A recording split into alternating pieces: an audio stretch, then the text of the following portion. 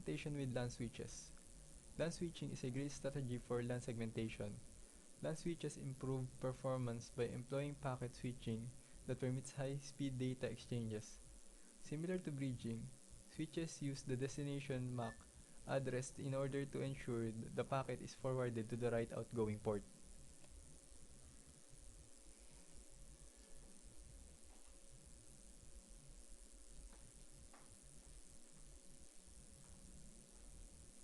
Types of switching. Port configuration switching allows port to be assigned to a physical network segment under software control. Port switching is the simplest form of switching. Second is frame switching. Is used to increase available bandwidth on the network. Frame switching allows multiple transmissions to occur in parallel. Cell switching is similar to frame switching. ATM uses small fixed length cells that are switched on the network.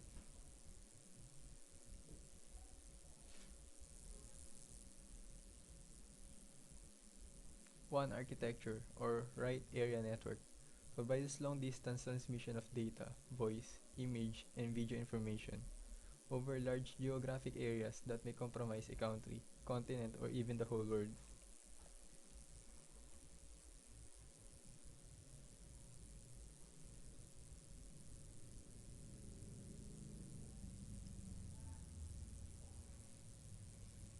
Routers versus switches. They are commonly or usually compared with each other. Router forwards IP packets from the source to the destination across the network. Can also filter the flow of packets between nodes and in the network. A layer 3 device for it routes packets across the network layer OSI reference model, while the switch forwards level 2 protocol packets across the network, and it supports an extremely limited number of protocols and interfaces opposed to routers.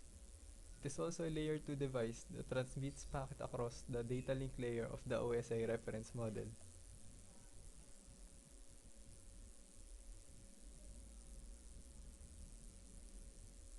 When comparing layer 3 switches and routers, the prime area of focus is raw performance, which means to aggregate number of packets that a device can switch in and out over a fixed period of time. Layer 3 switches tend to have packet switching throughputs in the millions of packets per second or PPS, while traditional general purpose routers have evolved from 100,000 PPS range to over a million PPS. Thus, it is more advisable to use routers for it is more superior to switches. It also supports multiple protocols, interface types, and circuit speeds.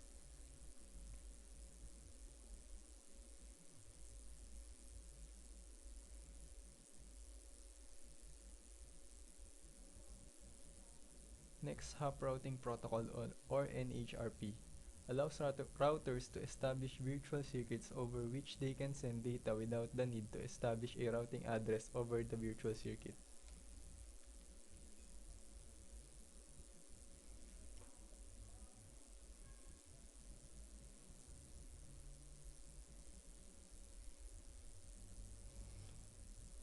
Label switching routing evolved to solve many problems that existed with the traditional routing methods. Makes ATM or asynchronous transfer mode switches to behave like routers. Supports routing capabilities that traditional routing is unable to support. Has the ability to take technologies such as a frame relay and ATM and to provide different functionality.